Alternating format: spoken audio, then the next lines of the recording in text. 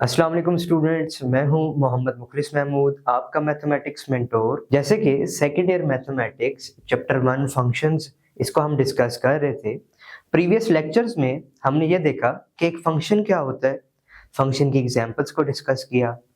हमने उसकी arrow diagram देखी कि एरो डायग्राम में फंक्शन कैसे रिप्रेजेंट होता है, उसकी मैपिंग कैसे है, फंक्शन की डेफिनेशन और एरो डायग्राम ये कैसे एक दूसरे से रिलेट करती हैं। इसी के साथ हमने फिर उसके बाद डोमेन और रेंज का कॉन्सेप्ट देखा, कोडोमेन का कॉन्सेप्ट देखा और एक्सरसाइज 1.1 के क्वेश्चन नंबर 1 में हमने कुछ ऐसे एग्जांपल्स, कुछ ऐसे क्वेश्चंस किए जिसमें हमने सिर्फ डोमेन निकालनी थी। जो गिवन फंक्शन था उसकी डोमेन हम फाइंड कर रहे थे। क्वेश्चन नंबर 2 है हमारे पास, find domain and range of the given function. हमने इन फंक्शंस की डोमेन भी फाइंड करनी है, रेंज भी फाइंड करनी है। एक बार रिकॉल कर लेते हैं कि डोमेन और रेंज क्या होती है।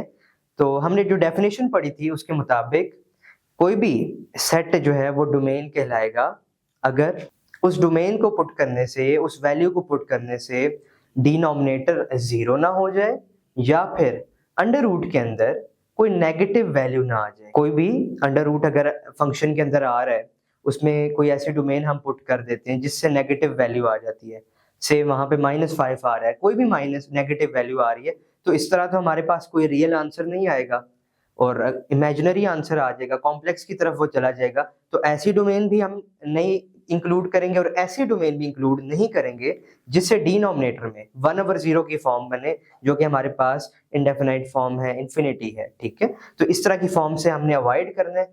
डोमेन में हम सिर्फ वो एलिमेंट्स लेंगे जो हमें रियल आंसर दे रहे हैं, और यही हमारी फंक्शन की डेफिनेशन पे भी पूरा उतरता है कि हर इनपुट वैल्यू एक आउटपुट दे रही हो। तो कोई भी ऐसी इनपुट जिससे हमें आउटपुट ना मिले, रियल आउटपुट ना मिले, उसे हम डोमेन में भी इंक्लूड नहीं करेंगे। इन क्वेश्चंस की तरफ चलते हैं और देखते हैं कि इसकी डोमेन क्या होती है और इसकी रेंज हम क्या निकालते हैं। तो सबसे पहले डोमेन, जो हमने रिप्रेजेंटेशन देखी थी, domain of a function F of X, तो वो डी एफ से रिप्रेजेंट होगी, सबस्क्रिप्ट में एफ है।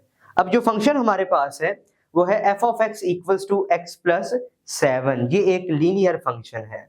इसमें देखें तो ना तो कोई अंडर रूट शामिल है, ना ही इसके डिनोमिनेटर में कोई टर्म है। इसका मतलब ऐसा खतरा ही हमने निकाल दिया, इसमें वो है ही नहीं जिससे कोई डोमेन की वैल्यू इसको या तो डिनोमिनेटर में 0 बना दे या फिर अंडर रूट के अंदर नेगेटिव बना दे। तो हम इसकी डोमेन क्या कंसिडर करेंगे? All real numbers. इसकी डोमेन में क्या आएगा? ऑल रियल, जिसकी हम रिप्रेजेंटेशन -इंफिनिटी से इंफिनिटी की तरफ करते हैं। अब दूसरी चीज जो हम इसमें देखेंगे वो ये है कि क्योंकि ये एक लीनियर फंक्शन है, x की जगह पे इनफाइनाइट वैल्यूज पुट की जा सकती हैं। जैसा कि हमने इसकी डोमेन में देख लिया, हम कुछ भी पुट करते जाएंगे, इसके आंसर पॉजिटिव की तरफ भी इनफाइनाइटली मूव करेंगे, नेगेटिव की तरफ भी इनफाइनाइटली मूव करेंगे। तो इन शॉर्ट इसकी जो रेंज है, इस फंक्शन की जो रेंज है वो भी हमारे पास -इंफिनिटी से इंफिनिटी तक आ जाएगी। ठीक है, ये बात समझ आ गई। क्योंकि ये फंक्शन लीनियर था, x की ना तो कोई पॉजिटिव पावर है, ना ही हमारे पास यहाँ पे कोई होल अंडर रूट है, ना ही कोई डिनोमिनेटर में हमारे पास टर्म है। तो ये लीनियर फंक्शन था, इसलिए इसकी डोमेन भी हमने ऑल रियल कंसिडर की और इसकी रेंज जो हमें नजर आ रही है वो भी ऑल रियल -इंफिनिटी से इंफिनिटी ओपन ब्रैकेट्स के साथ होगी। ठीक हो गया। नेक्स्ट क्वेश्चन की तरफ चलते हैं, इसी का पार्ट 2 है। हमारे पास फंक्शन गिवन है एफ ऑफ एक्स, जो कि बराबर है 2x स्क्वायर प्लस 1 के। अब यहाँ पे एक चीज हम देखें तो हमारे पास जो फंक्शन है वो उसमें x स्क्वायर आ रहा है, इसका भी हम देखते हैं। इससे पहले डोमेन निकाल ली जाए। क्या इस फंक्शन के अंदर कोई अंडर रूट है? तो मेरा नहीं ख्याल इसमें कोई अंडर रूट है, ना ही हमें नजर आ रहा है। इस फंक्शन में अंडर रूट नहीं है। इसका मतलब कि जो हमारा सेकंड पॉइंट था, या फिर हम इसको फर्स्ट पॉइंट भी कह सकते हैं, डोमेन निकालने के लिए कि अंडर रूट के अंदर कोई नेगेटिव टर्म ना आए, वो खत्म हो जाता है क्योंकि अंडर रूट है ही नहीं। सेकंड चीज जो हम चेक करेंगे, क्या इसका डिनोमिनेटर है जो 0 बन सकता है किसी भी डोमेन को पुट करने से? तो इसका कोई डिनोमिनेटर भी नहीं है जिसको हम किसी भी वैल्यू पे 0 कंसिडर करें या 0 बन जाए। तो इसकी डोमेन भी हमारे पास क्या आ जाएगी? ऑल रियल आ जाएगी, -इंफिनिटी से इंफिनिटी तक बन जाएगी। ठीक हो गया, क्योंकि इसमें कोई भी ऐसी एबनॉर्मेलिटी नहीं है, ना तो इसके ऊपर अंडर रूट है, ना इसका डिनोमिनेटर है जो 0 को अप्रोच कर रहा हो, तो हम इसकी डोमेन ऑल रियल कंसिडर करेंगे। अब बात आती है इसकी रेंज पे, इस फंक्शन की रेंज क्या होगी, रेंज ऑफ एफ। तो उसके लिए सबसे पहले यहां पे देखें, हमें जो गिवन है एक्स स्क्वायर, किसी भी टर्म का जब हम स्क्वायर करते हैं तो वो हमें रिजल्टेंटली पॉजिटिव आंसर देता है। इसका मतलब एक्स स्क्वायर हमेशा हर सूरत में क्या होगा, पॉजिटिव होगा। साथ एक्स स्क्वायर के साथ मल्टीप्लाई हुआ है 2, तो ये बन गया 2x स्क्वायर, और यहाँ पे अगर हम राइट साइड पे 2 मल्टीप्लाई कराएं तो 2 इंटू 0 फिर 0 ही है। इसका मतलब 2x स्क्वायर हमेशा ग्रेटर देन और इक्वल टू 0 होगा। इसी तरह इसमें 2x स्क्वायर प्लस 1 है, तो बोथ साइड्स पे हम 1 को ऐड करा देते हैं।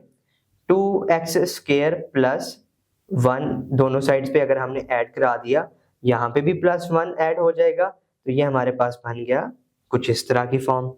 इसका मतलब ये हुआ कि ये जो पूरा फंक्शन है, जो गिवन फंक्शन है, ये हमेशा 1 से ग्रेटर होगा। ये हमेशा क्या होगा, 1 से ग्रेटर होगा। तो अब हम इसकी डोमेन लिख सकते हैं, 1 के बराबर भी हो सकता है, 1 से बड़ा होगा, 1 से छोटा ये किसी सूरत नहीं होगा। तो यहाँ पे हमारे पास आ जाएगी क्लोज ब्रैकेट 1 से लेके इन्फिनिटी ओपन ब्रैकेट तक। 1 इंक्लूडेड है क्योंकि 2x स्क्वायर प्लस 1 के बराबर या इससे बड़ा हो सकता है, ग्रेटर देन और equal to. I hope so कि ये बात आपको क्लियर होगी कि हमने किस तरह इसकी रेंज निकाली थी। हमने किस तरह इसकी रेंज निकाली है। सबसे पहले देखा कि इसके अंदर जो x है वो कैसा है, वो पॉजिटिव है और ग्रेटर देन और इक्वल टू 0 है।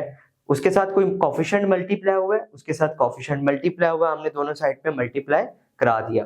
फिर उसमें कोई चीज ऐड हो रही है, जी ऐड हो रही है, प्लस 1 हो रहा है, दूसरी साइड पे भी हमने 1 को ऐड करा दिया, तो हमारे पास आया 2x square plus 1 greater than और इक्वल टू 1 होगा, तो ये हमने इसकी रेंज में लिख दिया। आई होप सो कि ये चीज आपको क्लियर होगी। ठीक हो गया। नेक्स्ट पार्ट की तरफ चलते हैं। इसी क्वेश्चन का थर्ड पार्ट है, फंक्शन गिवन है 2 अंडर रूट x माइनस 5। ये फंक्शन है हमारे पास, और अब अगर हम इसकी तरफ देखें तो इसमें एक रूट हमें नजर आ रहा है, अंडर रूट हमें नजर आ रहा है। फंक्शन डोमेन जो थी हमारे पास किसी भी फंक्शन की, उसमें रूट के अंदर नेगेटिव वैल्यू नहीं होनी चाहिए। तो देखते हैं, कल वाले क्वेश्चंस की तरह ही सिमिलरली हम देखेंगे कि x माइनस 5 नेगेटिव कब बनेगा। ये जो अंदर वाला हिस्सा है ये कब हमारे पास नेगेटिव आंसर देगा। नेगेटिव होता है less than 0, x minus 5 is less then 0।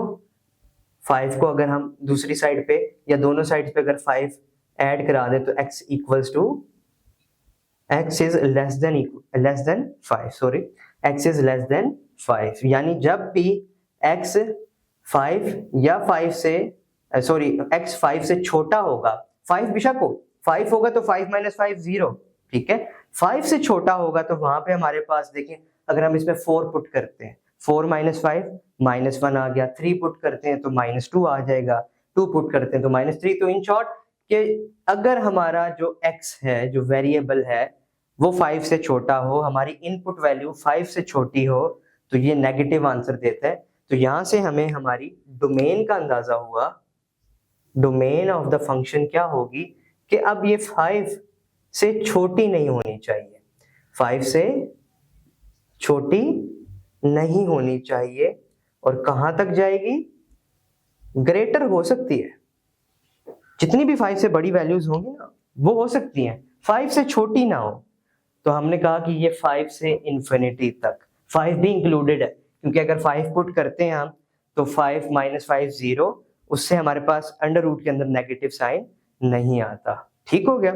अब देखते हैं कि इसकी रेंज क्या होगी, इस फंक्शन की रेंज हमारे पास क्या आती है, रेंज ऑफ f क्या आएगी रेंज इसकी। देखें, जो हमारे पास x है वो हमेशा ग्रेटर देन और इक्वल टू 5 होगा, जो हमारी डोमेन थी उसके हिसाब से। x में से 5 माइनस हो रहा है तो x माइनस 5 यहां पे हमारे पास आ गया 0। दोनों साइड्स पे अंडर रूट आ रहा है तो under root x minus 5 greater than और इक्वल टू 0। कोई भी डोमेन जो हम इसमें पुट कर रहे हैं, जो हमने ली है, उस पे रूट माइनस एक्स माइनस 5 हमेशा ग्रेटर देन और इक्वल टू 0 आंसर दे सकता है। साथ एक 2 मल्टीप्लाई हो रहा है तो दोनों साइड्स पे 2 मल्टीप्लाई कर दिया, x minus 5 which is greater than और इक्वल टू 0।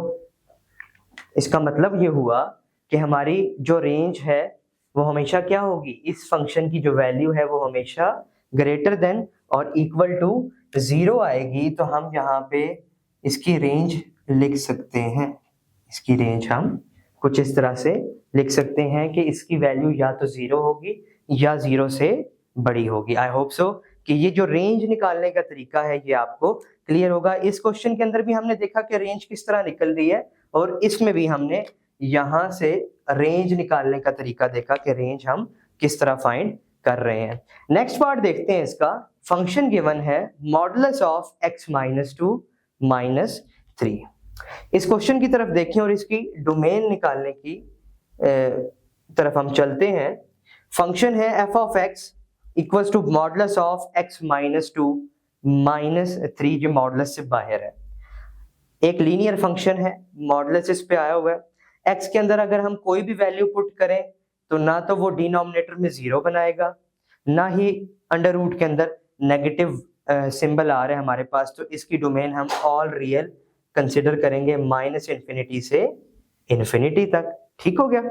अब आते हैं इसकी रेंज की तरफ कि इस फंक्शन की जो रेंज है वो क्या होगी हमारे पास, इस फंक्शन की रेंज क्या होगी हमारे पास, इसको डिस्कस करते हैं। ये जो हमारे पास x माइनस 2 होल मॉडुलस है, आपको पता है जो मॉडुलस फंक्शन होता है, किसी भी चीज पे अगर मॉडुलस लगा दें तो वो हमेशा रिजल्ट करता है पॉजिटिव। वो हमेशा क्या रिजल्ट करता है, ग्रेटर देन और इक्वल टू 0 रिजल्ट कर सकता है। तो x माइनस 2 का जो मॉडुलस है वो हमारे पास, इसको हम ब्लू से लिखते हैं, x माइनस 2 का जो मॉडुलस है वो हमारे पास हमेशा ग्रेटर देन और इक्वल टू 0 आएगा। वो हमेशा क्या होगा, ग्रेटर देन और इक्वल टू 0 होगा। मॉडुलस में से 3 को माइनस किया हुआ है तो दोनों साइड्स पे हम माइनस 3 करा देते हैं, x माइनस 2 माइनस 3, और यहाँ पे भी क्या आ जाएगा, माइनस 3। ठीक हो गया। यहाँ से हमें क्या पता चला कि जो फंक्शन है, जो हमारा फंक्शन है मॉडुलस x माइनस 2 माइनस 3, ये हमेशा क्या होगा, ग्रेटर देन होगा किससे, माइनस 3 से। हमेशा ग्रेटर होगा किससे, माइनस 3 से। तो हमारे पास आ जाएगी, इसकी रेंज आ जाएगी माइनस 3 टू इन्फिनिटी, माइनस 3 से इन्फिनिटी। आई होप सो कि ये जो रेंज निकालने का तरीका है ये आपको समझ आ गया होगा। इस क्वेश्चंस के जो बाकी पार्ट्स हैं वो भी अभी हम देखते हैं।